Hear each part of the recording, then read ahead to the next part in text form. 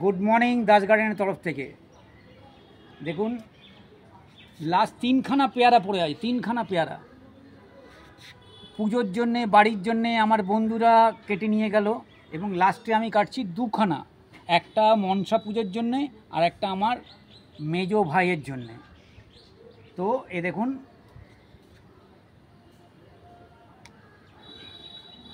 একটা পেয়ারা পুজোর জন্যে, আর দেখুন এটা একটু বড় পেয়ারা।